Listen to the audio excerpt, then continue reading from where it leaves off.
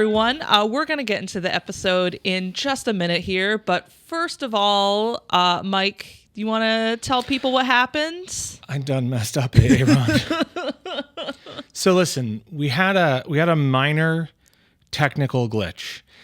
We recorded an episode of Hot Takes. Yep. So there was literally like a static electricity situation that stopped the recording, and we didn't realize it. Yep. So we recorded a whole episode of Hot Takes and got none of it. We Yep. got the audio. Right. And one camera that was not connected Which was to like the rest of in a corner. Yep. Yeah. It was at a very weird angle, like Yep. the artsy angle. Okay, so I said to Diane, we figured that out right away. Right away, we knew that. Right. And I said, "Oh, I'm sorry." And Diana said, "Oh, we'll record it a second time on the other side of this great conversation that we're going to have with Stephanie." Yes, I believe I said I'd rather it happen with just us than with a guest. You sure did, and Diana. I cursed us at that moment. So I would love to say that I then, someone stole the hard drive, or my cat spilled cat food on, I don't know, something. But here's what happened. I was trying to organize all of the files to edit them later while doing something else. And what I ended up doing was deleting all of the video files from Stephanie's podcast. So after I tried to recover, I bought software. I went to a computer repair guy. Yeah. It didn't work. So this is going to be an audio only podcast, and it's my fault. Yep. It is your fault. And we're going to put the dunce hat on you, or I don't know. You do most of the work on this podcast, so I can't stay too mad at you. But Stephanie knows she's okay with it. Yeah. I was listening to the edit. She has a very soothing, lovely voice. She does. Do a facial treatment, do your nails while you're doing this, listening to this podcast. It's going to be great, and we'll have Stephanie on again soon with all cameras on her to make up for it. Yes. Yeah. We'll put on extra cameras. Yeah. We'll have our phones out. Yep. We're going to have 12 different angles. Gonna have a at the same time. Polaroid going. We'll each have GoPros on, Yes. looking at each other. Yeah. The most cameras. Strangest podcast ever. Anyway, please enjoy this episode with Stephanie Saint Germain, and we will see you, and you will see us on the next one. Goodbye. Bye.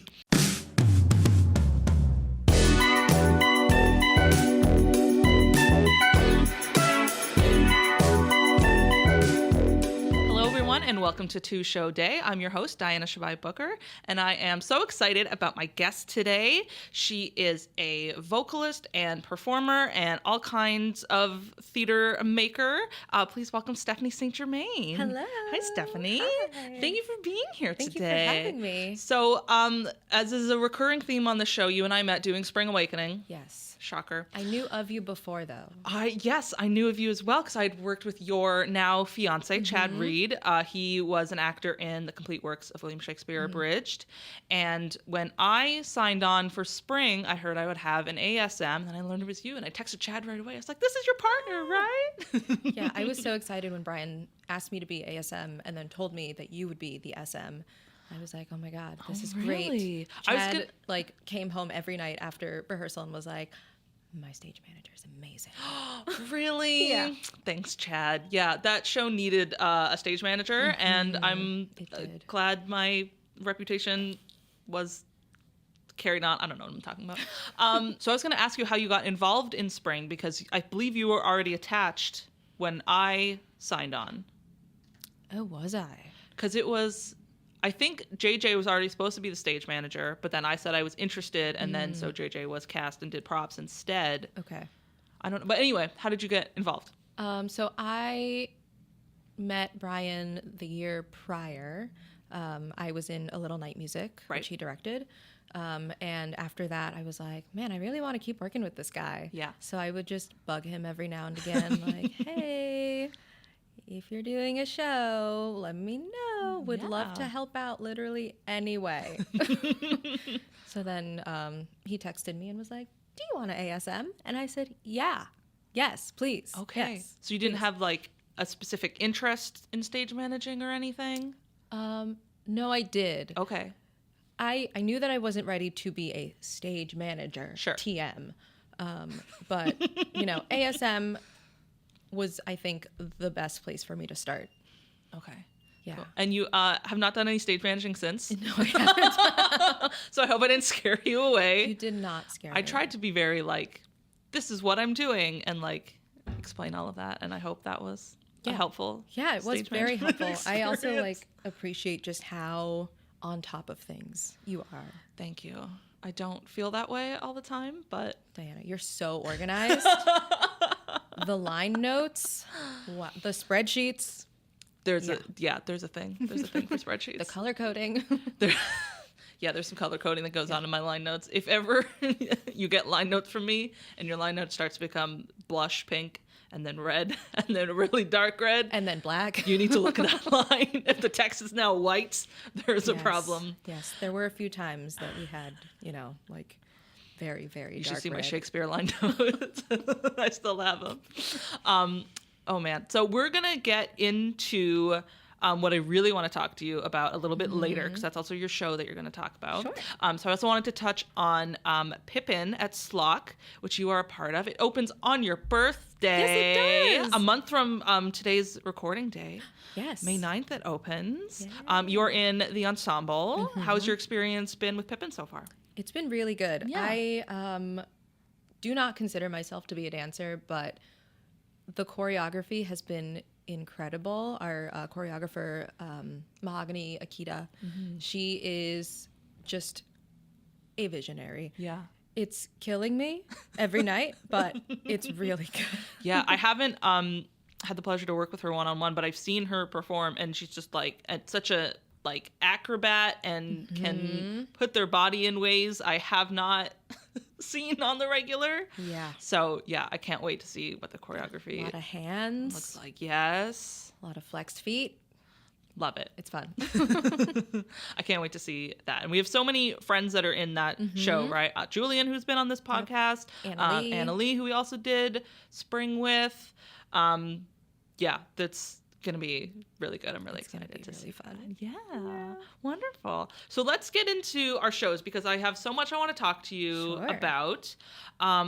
Please introduce your show. Okay, my show is Once on This Island. Hey! I was actually just in this production. It was put on by the Black Theater Troupe of Upstate New York. Yes. We performed on the main stage at Cap Rep in February, and it was just a beautiful experience. Yeah. It was one that I didn't know I needed, but I desperately needed it. Yeah. You're also burying the lead here because you were Ti Moune. Oh, yes. Who is the lead in the show, if you're not familiar with Once on This Island. So real quick, the musical, music and lyrics are by Stephen Flaherty and Lynn Ahrens. The book is also by Lynn Ahrens. It's based on a novel, which I didn't know. It's called My Love, or The Peasant Girl by Rosa Guy. I'm going to go with the French pronunciation there, Guy or Guy. Premiered on Broadway in 1990. It had a really popular revival in 2017, which won the Tony for Best Revival. It's sort of a Little Mermaid story, but instead of humans and mermaids, we have the haves and the have-nots who are on this sort of perhaps fictional, perhaps based in reality island in the Antilles, I believe it says it is. It's based on the island of Haiti. Based on the island of Haiti. Yes. Thank you. Okay, I have notes. Yes, I have you have so many notes. I so appreciate you. 4 pages of notes. We made a great stage management team. Okay, so the show opens by introducing the setting, as we mentioned, a fictionalized version of Haiti, and it introduces the people who reside there, the peasants, and the Grand Homme, who are the wealthy descendants of the French. The peasants are characterized by poverty, dark skin, and their strong belief in the 4 gods who kind of control what happens in their lives. Yes. And the gods are Asaka, mother of the earth, Agwe, god of water, Erzuli, goddess of love, and Papa Gay, demon of death. Yes. The gods, I think, are one of the things that really makes it stand out from any other kind of Little Mermaid story is this introduction of them. And they're might be one of my favorite parts of the show. They're all they're very balanced. They all work in equal harmony. You can't have one without the other. But they all have great moments. They do. Like all and especially in your cast had incredible voices and their costumes were amazing. The costumes were beautiful. And they had this staging where like the gods all had sort of their station upstage, and sometimes they were just there just like watching over what the humans were doing, right? And it's just like their presence of like they're always watching and they're always involved in their lives. That was a really. When did you see the show? I saw it twice actually. Oh my goodness. I think both Saturdays I saw. Okay. Because the first one I saw, and then I had to go to my dry tech, and then I went by myself, and I was like, Jeremiah, you have to come with me. We have to see this show. So then, then we came the second weekend as well, because I think I was supposed to have a show that night, but it was weather, and it got canceled. But the 4:00 matinee. Yeah. Saved it. I love the 4:00 matinee. Me too. I didn't think I would like it, but I mean, you get to go home after and have dinner or like go get drinks with people. It's a good time. Yeah. So I ended up seeing it twice. Yeah. Those were good nights. I mean, they were all good nights, but like you had some sold out nights too. Yes. Which we sold out both Fridays and both Saturdays. Yeah. Which is amazing. Yeah. I wanted to talk about that specifically. You were an actor in it, of course, but you're also on the board of directors. Board of producers. Board of producers, excuse me. The board of Black Theater Troupe. And this is their first musical. Yes. So what was that process like not only deciding to do a musical, but deciding to do this musical, which had how many people in it? 24. 24 yes. people. People of color. Exactly. Yeah. It's a big undertaking to organize that many people, period, but especially when you're doing a musical for the first time. So what was that process like? You were talking to the wrong person. I was not involved in the decision-making at all. Oh, okay. So then what made you want to specifically be on stage for this show? So the role of Ti Moune had been a dream role for me for the past 5 years. Okay. I saw the tour when they came to Proctor's in January of 2020. I was going to say, I think it was pre-COVID. Yeah. Yep, right before COVID. Yep. And I just fell in love with it. And I also loved that it was set in Haiti, which is where I'm from. Oh, there you go, And I don't know, ever since then, I was like, I have to do this. If I ever get a chance to do this, I will do this. I would have driven out to Fort Salem to do this. Okay, so you had just talked about the gods. Yes. Yeah. And then the Grand Homme are characterized by their wealth, their pale brown skin, and being in control of their own fates. So they don't believe that they're at the will of the gods like the peasants do. And all of this is described in the opening number, We Dance. Yes. And this piece also tells the audience that even though the peasants may not be completely in control of the things that occur in their lives, they can still find joy and happiness in their lives. Yes. But they're not just sitting around waiting to see what's going to happen next or afraid of what's going to happen next. And this song also alludes to the main conflict of the show, which is that the two sides of the island, peasants being on one side, Grand Homme on the other side, are not meant to intermingle. Okay, wow, I wrote so much. I literally go through every song. Okay. Wow. Yeah. I didn't want to underprepare. That's you always did not. what I'm afraid you of. Certainly did not underprepare. Okay. So this show does have a framing device. There's, at the start of the show, a terrible storm going on, and the peasants are trying to calm down this crying girl. And their way of doing that is by telling her the story of Ti Moune. So Ti Moune was found in a tree on the night of a flood by her two adoptive parents, Mama Yurali and Tonton Julien, and they raise her for, I want to say, I don't know, like a decade. And you look like you have something to say. I was just going to say that the kids in this show were so cute. Oh my gosh, the first little girl that comes out and she has the little space buns. It's just so adorable. And during I think it's Mama Will Provide, when they come out as frogs, just just lost it every time. Yeah. They were so sweet. They were so much fun to work with. Yeah. They really kept us on our toes, you know. As children often do. As children do. Of course. Yeah. And there was, I believe there were a set of twins There that were played. twins. So we have like baby Ti Moune when she's first found, and then she's a little bit more grown up, which were played by the twins. And they had really cool staging how one would like run off and then another one would be over there and like chasing the parents around. Yeah. We're so cute. And then, and then we get to the reveal. You Ti Moune, who, she's definitely a young woman. Yes. By the time we get to you. Yes. Yes. Unsure how old she is. I want to say 15 or 16 to make it less creepy that, you know, she's being pursued by this older, wealthy person. It's less creepy? She's 15? I was thinking like 1920. Oh, okay. Well, I don't know. I mean, the other option you is were like you were Ti Moune. You can be 13. You can be however old you want to be. Yeah. Great. But she's also very naive, and I don't know. I mean, a 19-year-old could be that, you know, naive about life. I mean, in the movie The Little Mermaid, Ariel is 16, so that tracks too. Okay. Yeah. Well, there you go. She's Great. 16. We've decided. Yes. Yes. So in the song Waiting for Life, she's basically begging the gods to send her on an adventure and shake up her life. She's kind of tired of what her day-to-day is. Right. And she wants an adventure, you know? Specifically, she wants to fall in love with a grand homme, someone with a car who can afford a car, the grand homme.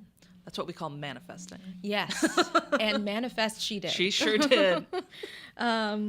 So the gods hear her wishes, and they talk amongst themselves, and 3 of them agree that Ti Moune is foolish for her wants, but Erzulie, the goddess of love, says, let's do it. Yeah. You know, let's give her what she wants. Why not? Papa Gay, of course, like can't accept that, and kind of turns into a game and makes a bet with Erzulie, and is like, I think death is stronger than love. Yep. Let's see what happens. Yep. So this sets the stage for the song Rain, which is Agwe's song. There's a terrible storm. It's bad. Daniel's driving very fast, very dangerously. Yes. He lives life on the edge. And he crashes. Yeah.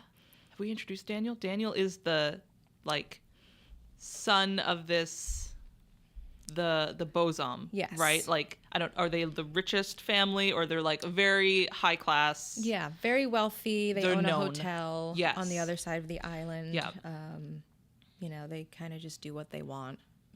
Yeah. Clearly, if he's driving recklessly in a big old rainstorm. Right. Yeah. And throughout this process, our director, Hetty Barnhill, mentioned that Daniel kind of walks with death. He is an adrenaline junkie. He just likes to, you know, play with death. Yeah. See what he can do. See how far he can get. Yeah. This is, I'm going to insert one of my other questions here because I had a question about working with Hetty. I don't know her at all, but watching her pre-show speeches, she just has this, like, calm, grounding presence. Yeah. What was that rehearsal process like with her as your leader?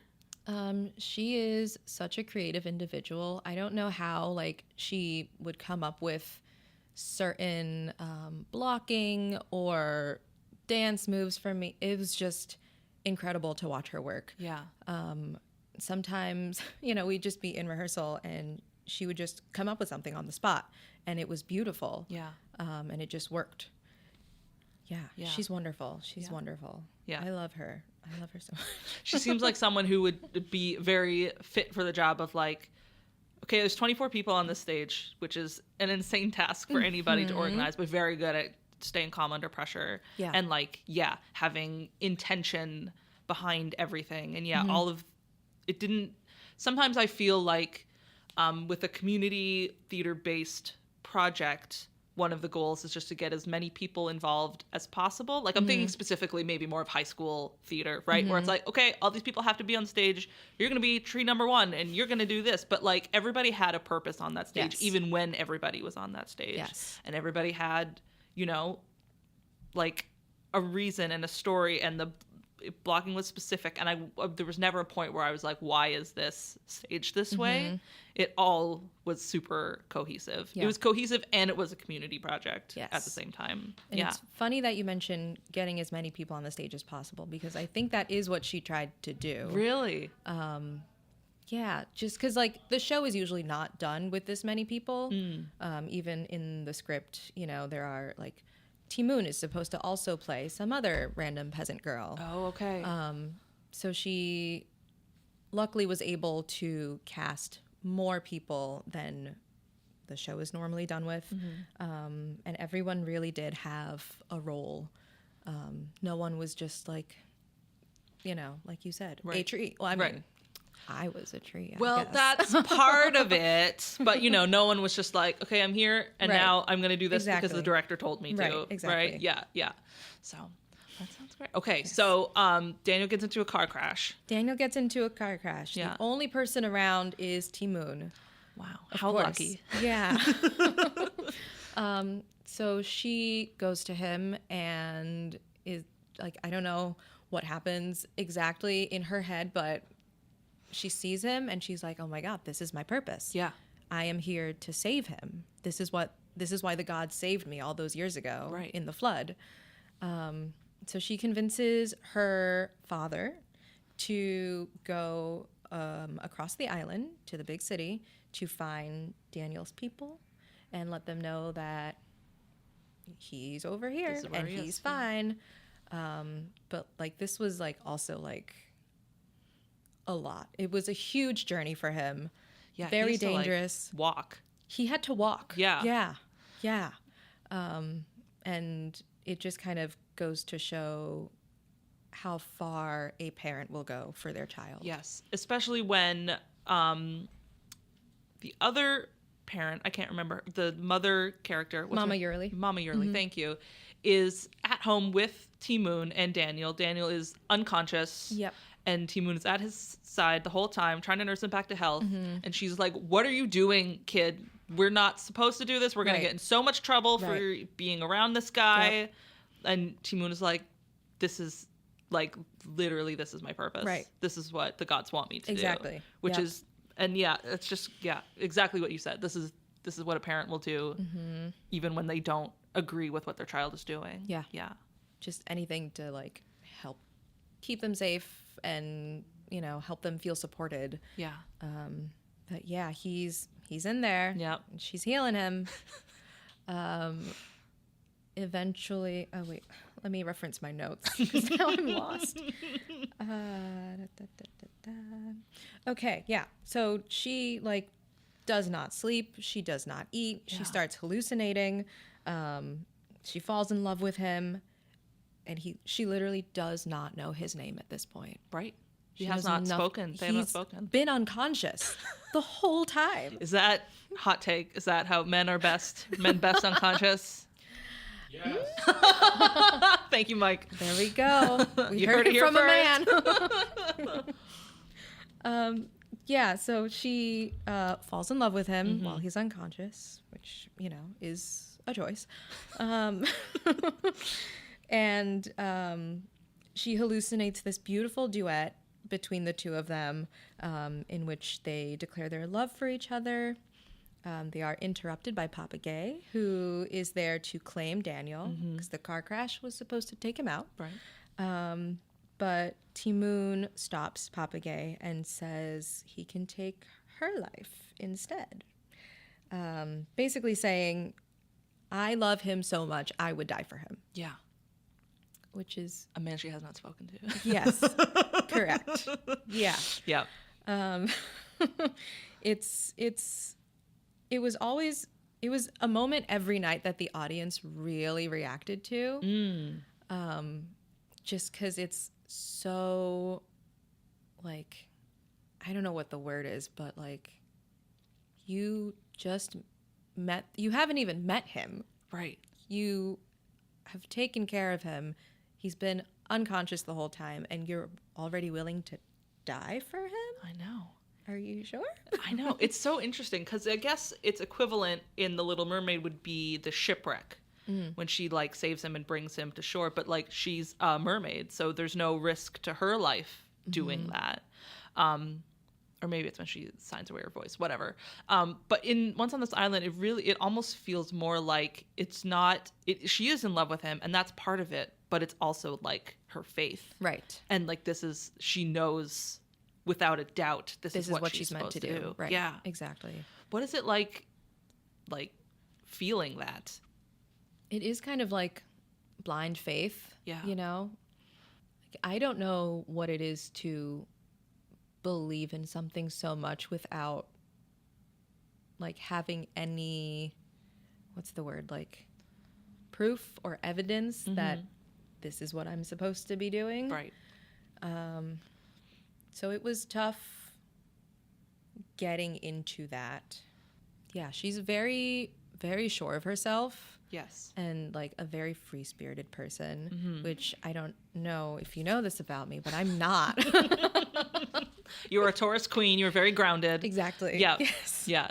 Yeah. Ti Moune is very much someone who leaps before she looks, but she also very rarely falls on her ass. Right. Like the ground is there for her. Yes. Even when things don't go the way she wants to, she's very sure of her decisions. Yep. Yeah. So she tells Papa Gay, no, Right. take me instead. Yep. And Papa Gay's like, okay, we'll see. See how this goes. Yeah. Is love stronger than death? Yep. Let's find Go out. back to that theme. Yeah. And then in the middle of the show, there is a history lesson. There is. Yes. It's like a brief intermission. Yeah. These people in Napoleon hats are coming out now. Yeah. So there's like a reenactment of the colonial history of Daniel's family. The song, The Sad Tale of the Bosom, describes how the French colonized the island and how this Frenchman, Armand, had a son with one of his servants, his black servants. And after the revolution, which this is alluding to the Haitian Revolution, Armand curses his son and all future generations of his son's family to be stuck on the island. Yes. There's a line in that song where he says the curse is like, you'll be stuck on the island, but your heart will long for France. Your black blood will keep you forever on this island while your heart yearns forever for France. Yes. Yeah. I don't want to say I was confused at that line, but like, does that just sort of mean like you are cursed to live on this island with people that are beneath you? Like, is that what that's trying to say?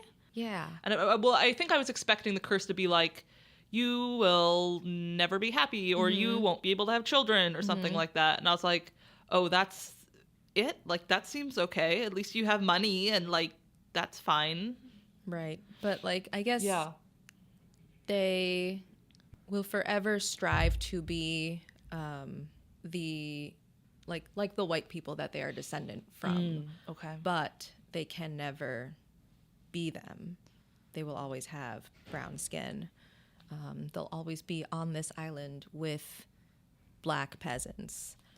That's a heavy, like, self-hatred curse. Yeah. Wow. Yeah. Yeah.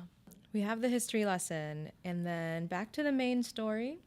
Tonton comes back, and he made it. He's alive. He brings people from the hotel that Daniel's family owns, and they take him back home. Yeah. Ti Moune is having none of this. She sure is not. She is not having it. And she tells her parents that she needs to follow him. She needs to go and be with him. Yeah. And in the song Ti Moune, her parents are doing everything they can to convince her to stay home. Yeah. Because they know that if she goes, they're probably not going to see her again. Yeah. Ever. Spoiler, they do not They ever see her don't. again. Yeah. But she, like we said, she's very sure of herself. This is what she's doing. She would like her parents' support in this, but she's not changing her mind. Right. It's more like, I'm doing this. I'm telling you I'm doing this. I'm not asking you if I can do this. Right. Yeah. Right. But, like, also, please, like, be with me in Right. spirit while Right. I'm doing this. Yeah. And they do eventually give in. Again, you know, the lengths a parents will go to. Yeah. to support their child. They, won't necessarily be there to protect her, but I'm sure the whole time she's over there, they're praying for her. Yeah. Yeah. So she goes on her way, and it starts off really well. Asaka's on her side. Yes. Ooh, autocorrect. Adam. Oh. Yes. Nope. Adam is guiding her way. Adam is not part of this show.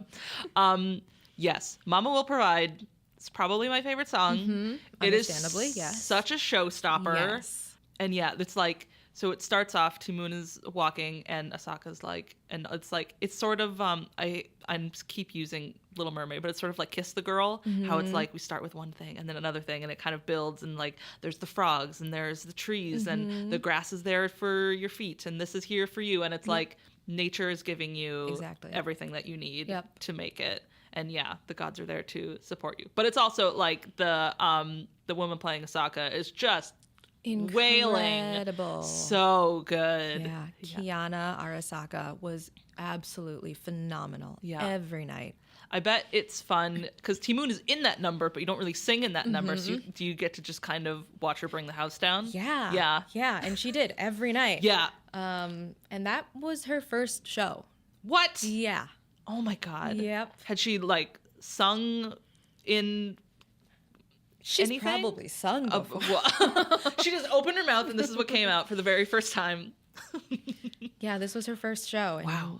She did an amazing job. Wow. Yeah. Yeah. I hope for a long career for her. That's wonderful. Me too. Yeah.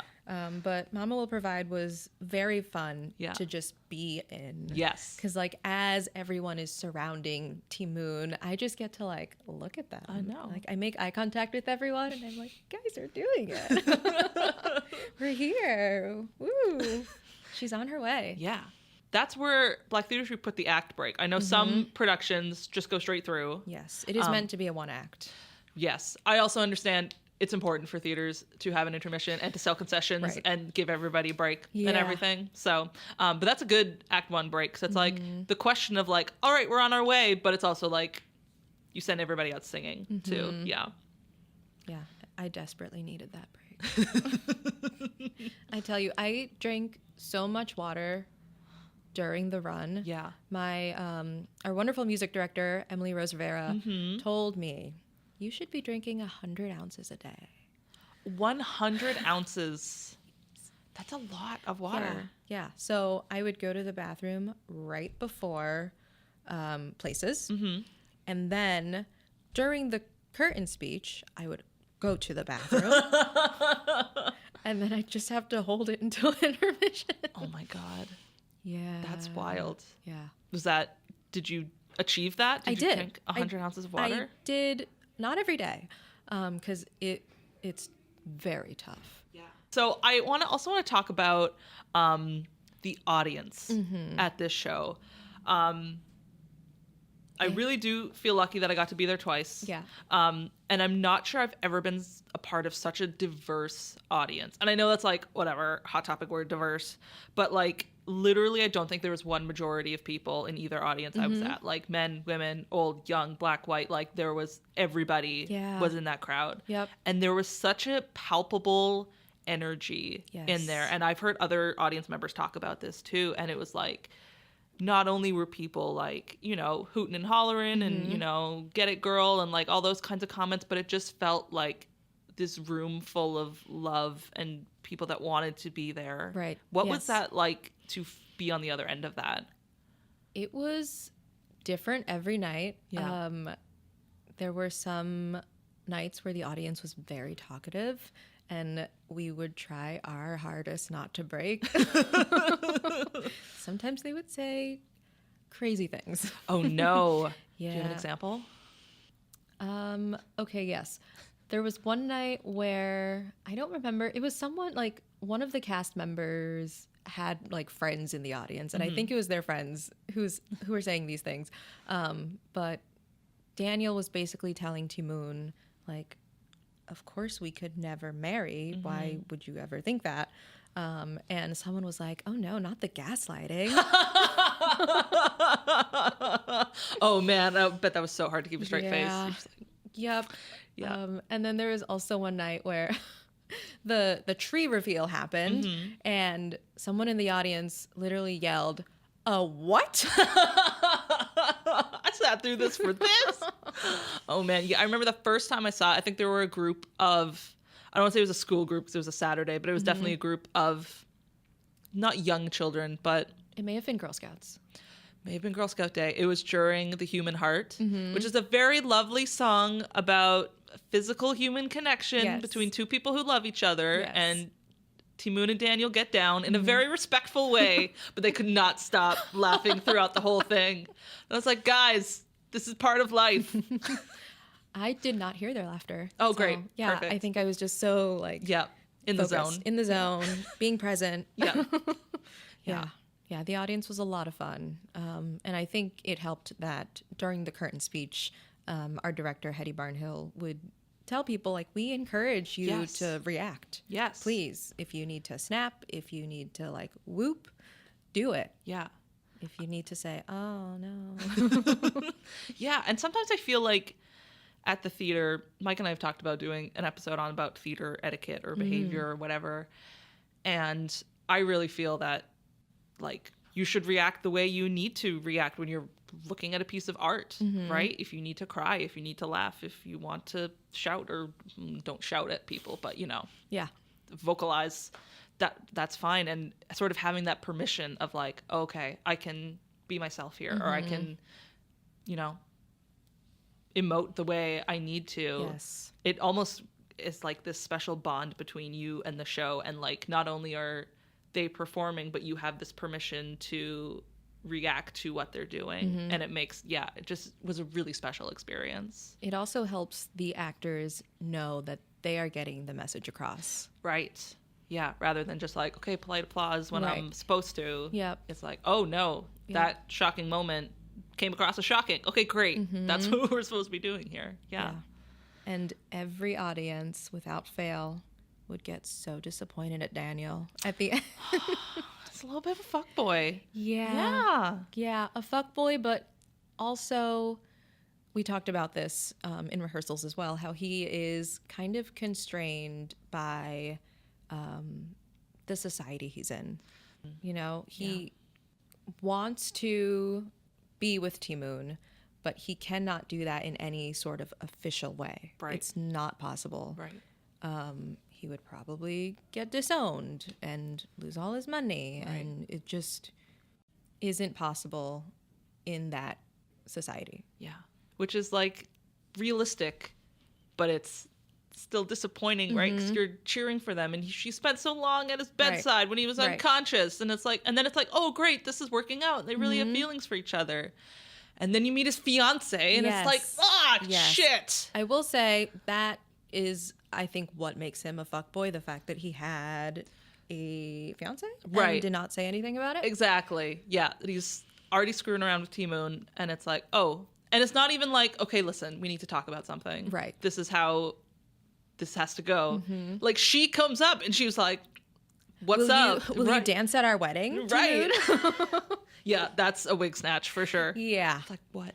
Yep. And that's right after Ti Moune dances at the ball, right? So you have this amazing moment where all eyes are on Ti Moune, and she does this incredible dance, and everyone is cheering for her. Right. And it's just like, take that moment right away from you. That's, makes it such a heartbreaker. Like, wow, that was beautiful dancing. Do you want to do that for us? You're right. Yeah, and then she's just like heartbroken completely. Yeah. Like, it's not news to the audience that a grand dame would not marry a peasant, but she refused to believe that, even though her parents said it. And like, we hear throughout the show that this isn't gonna work. Right. But she's like, no, I believe in love so much. This is happening. He loves me and I love him. Right. Like, this is the next step. Yeah. We and get that's, married. That's a story you want to believe, right? Right. You want to believe that not only can love conquer all, but this peasant girl can marry this guy from a rich family, and this can work out, and that can be me too. And I mean, we, in the end, we won't give too much away, but then we do learn that love conquers all, but not in the way that we expect or that we want it to all the time. Yes, unfortunately. Yeah. But I think that speaks to, hold on, I wrote it down. Fighting for, this is something that Hetty talked about as well, fighting for something bigger than yourself. Yeah. And even if you don't achieve that outcome in your lifetime, future generations will be able to take what you've done and further it. Right. Build on your work. Exactly. Yeah. Ti Moune walked so Daniel's son could run. Right. Yeah. And I mean, that like goes for, it really sort of felt like that's the history of Black theater troupe too, right? Like Remy Monet, who is the founder of Black theater troupe, he is also a Haitian immigrant and, moved here not knowing English and just worked his way up. And all of a sudden now he has his own theater company and now he's doing this huge sold out musical. And it's just like, I really feel like the audience was a testament to this community that he has created and put so much work into. And that so many, like I go to a Black theater troupe show and I'm like, oh, I know this person and this person and this person. And it's like so many people that are involved are just out there in the community and are incredible people and are doing such great work. Yes. And it just felt like this is what this has come to and this is what it deserves. Right. Yeah. And it also like goes to show that the diversity is here. Oh yeah. We are here in the area. If you see fully white shows, what are they doing? Right. I don't want to see all white Rent. I don't want to see all white The Wiz. I don't want to. There's a lot of maybe not all white, but a lot of white Once on this Island too. And it's like, if that's what you got, you need to do a different show. Yeah. But it's, in this area, I think you could have your pick of show because there are so many people here. Right. And so many talented people too. Yeah, absolutely.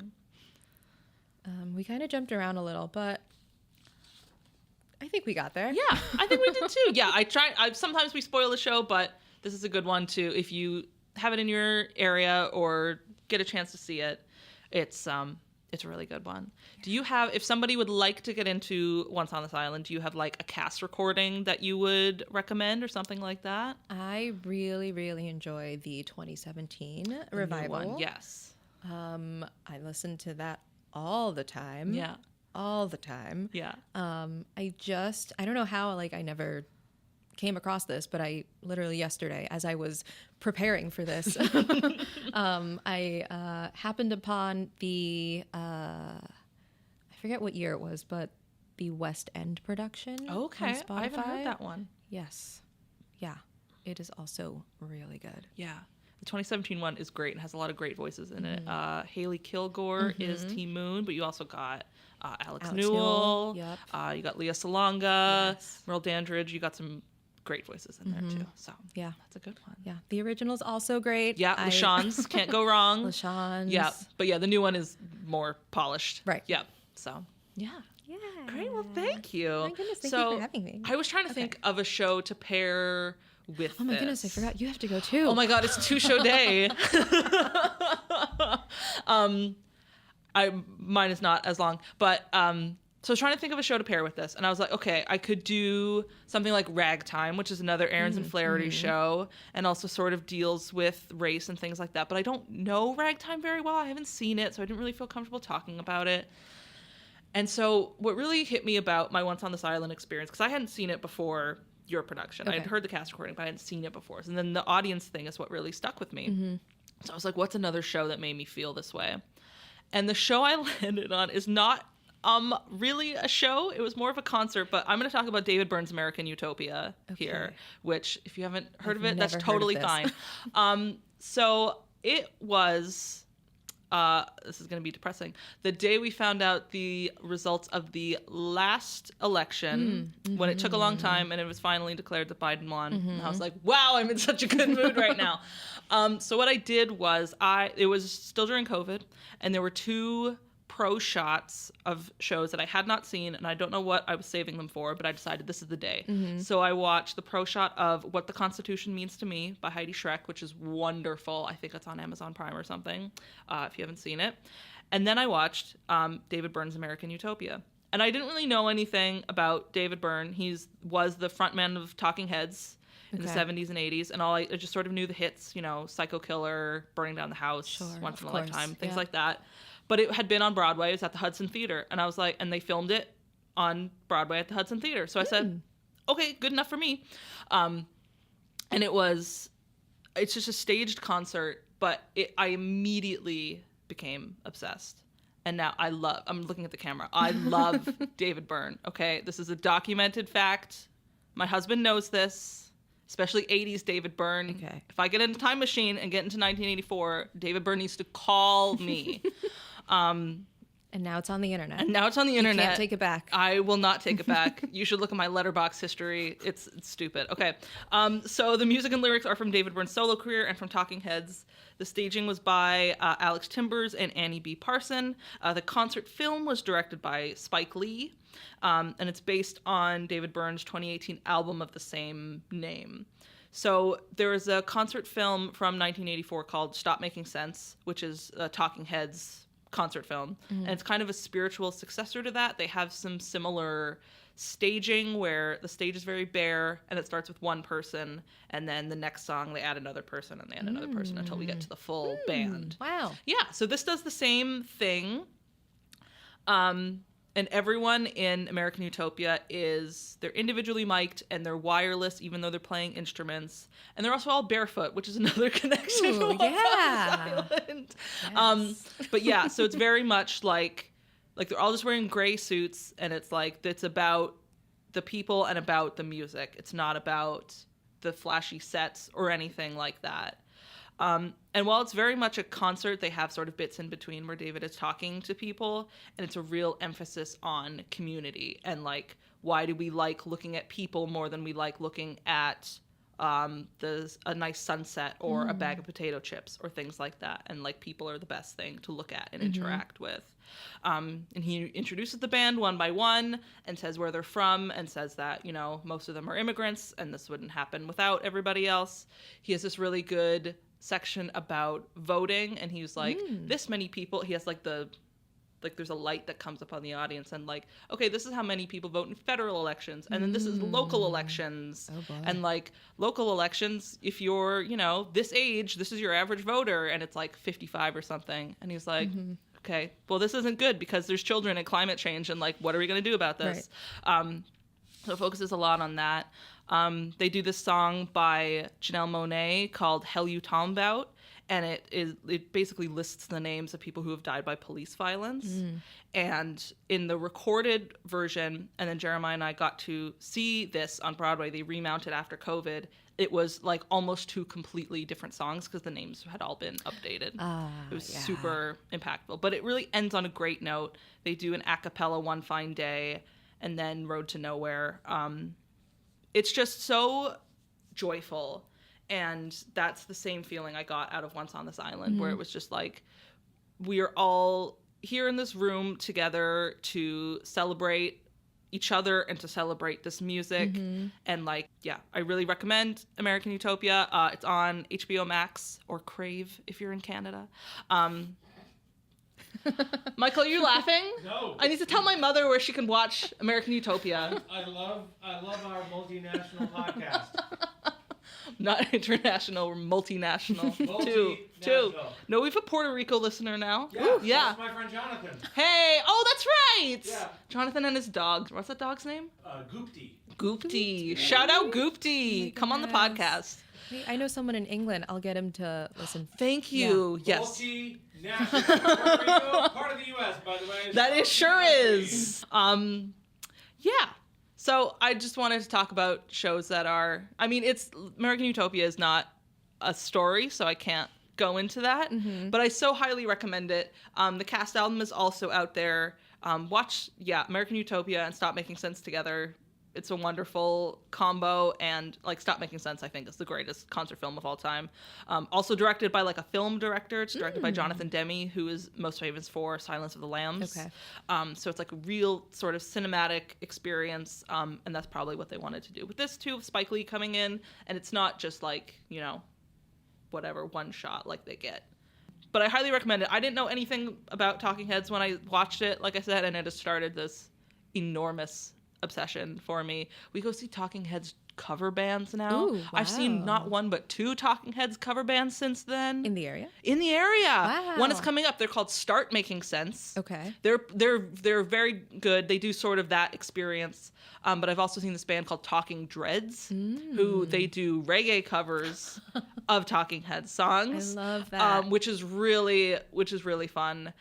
It's not the same. If you want the duplicate experience, you should see Start Making Sense. Yeah. If you want the reggae experience, you should see Talking Dreads. I have a question for Yes. you. You said it is joyful. Yes. The song you described was very heavy. It's very heavy. Yes. It's it like most of it is it's such a they have all the musicians, but they also have two dancers that come out and they do sort of untraditional dancing to it, but just I don't know, it just makes me want to dance. It makes me want to be in that room. There was something like, I don't think this is in the recorded version, but when we saw it right before they do Burning Down the House, David said something like, "Oh yeah, you can get up and dance, but just make sure you don't go in the aisles because people in the case of a fire, people in the aisles have an unfair advantage." And then he goes into Burning Down the House, and just I don't know. I think David Byrne is really endearing, and he's just like this little like weirdo eccentric guy, and he's just awkward, and I love that. And I feel like there should be more people making weird art like that. Yeah. Like he was on the SNL 50 homecoming concert, Okay. and he did stuff with Arcade Fire, but he also did Dancing on My Own with Robin. So it's like you have Robin, who is like incredible, and they have like, you know, the bisexual lights flashing as hard as they can during Dancing on My Own, and David Byrne comes out and he's like 77-year-old man like doing this thing, and I don't know, it gives me such a sense of community too, of all these musicians and people that look so different and come from all these different places are together on this stage doing these new arrangements of songs. But we also like the Hell You Talking About song is almost like these are the community members we have lost, and we acknowledge that as well. And he tells this great story about how he was at the Women's March and Janelle Monáe did that song, and so he later wrote to her and said, "How do you feel about a white man of a certain age performing this song?" And she said, "No, that's great. You should do it. The song is for everybody." And so, you know, we have everybody here, and we have the people that should be here are still represented through this song. And so that stood out to me when we saw it, how the names were almost entirely different, which is shocking and terrible. Yes. Yeah, absolutely. Yeah. But yeah, sort of right after that, they sing, David Byrne has a song called One Fine Day, and it's just like, I have hope that on one fine day things will work out. And they do this a cappella version where they just have like lights on their faces, and it's really That sounds beautiful and uplifting. Yeah. So I recommend it. All right. American Utopia. American Utopia. Yes. HBO Max or Crave Or in Crave. Canada. Thank you. Crave, please pay me money to peddle your Canadian subscriptions. All right. Well, thank you so much, Stephanie, for being here Thank you today. for having me. This was wonderful. Wow, I did over-prepare. I have notes on my phone. Oh, my God. Yeah. Wow. What's, so you say you over-prepared. What's the best note you have on your pages or in your binder or on your phone that you wanted to drop but didn't? Okay. Show Diana Ti Moune description in script. Okay. So What does here's my that say? script. Yes, I love that you have your script. The first two bullets. The first two bullets. Shall I? I suppose I will read them out loud because this is an audio medium. Okay. Ti Moune. Restless, longing, curious, a virgin. Great. Yeah. That sums her up. No longer a virgin at the end of the story. Virgin. Why was that an important note for you to have? It just kind of helped me kind of get into character more because so she's a virgin at the start, and he is the first person she ever has sex with. And that, Hetty and I talked about this, how that is, you know, her becoming a woman. Sure. And how after having that experience for the first time, you kind of feel like you have more power. Yeah, so that also helped her in deciding to dance at the ball. Sure. Because at the start, it's like, oh, I don't know, they want me to dance. do I really want to do this? Right. But, you know, she's like, I have a lot of power now. Yes. I've had sex. I'm a woman. I'm strong. And I've got, you know, all this energy from the gods within me. And I'm going to do it. Even though they're trying to embarrass me, I'm going to do it. Yeah. I'm going to show them. And she did. And she did. And it's a very, like, full-bodied... Mm-hmm. I don't want to say it's like you're possessed, but you definitely are getting power from somewhere else to do that. Power from that the makes earth, a lot of sense. All of it. Yeah. Yes. And that dance, people came up to me after and they're like, wow, I didn't know you were a dancer. And I'm like, I don't know that I am. I just had a really good teacher. Hetty was also the choreographer. That's right. Yeah. But yeah, no, that dance took me weeks to learn. And it was still changing up until, I don't know, 2 days before we opened. Yeah, that was a great moment in the show too. It looked really like natural, like it was just, this is something she knows how to do. This is coming from within. It didn't feel like, obviously it was choreographed, but it didn't feel like, you know, sometimes you see choreography and they're like, yeah. And it's like, okay, stop it. Like that didn't feel like that. Right. It felt I tried natural. to make it fluid. Yes, absolutely. That's a great word for it. Yes. Fluid. Yeah. Okay. Great. All right. Well, thank you so much. Thank you for having Yay. me. Wow, this was not as nerve-wracking. Right? As I It's thought not it would scary at all. be. Tell your Yeah. friends. And Yeah. I love that you can just take things out in post. We that sure sound bad. can. That's what Mike's here for. But I don't. You do. You take out a I lot. That's what our social teasers turn into. We're just all like blah blah blah blah blah, and then Mike, we put it on Instagram. That's it. That's the Great. Two Show Day is hosted by Diana Shabai Booker. It is produced by Diana and Collaborative Studios. It is produced and edited by me, Michael McCord, and recorded at Open Stage Media Studios. It is distributed by Collaborative Studios. Two Show Day is independently owned by Diana. Any opinions expressed herein are not necessarily the opinions of Open Stage Media, Collaborative Studios, Proctor's Collaborative, or any of its affiliates or partners. Want to contact Two Show Day? Find all our social media at linktr.ee/2showday or send an email to twoshowdaypodcast@gmail.com. If you would like to become a part of the Collaborative Studios network, please contact us at collaborativestudios@proctors.org.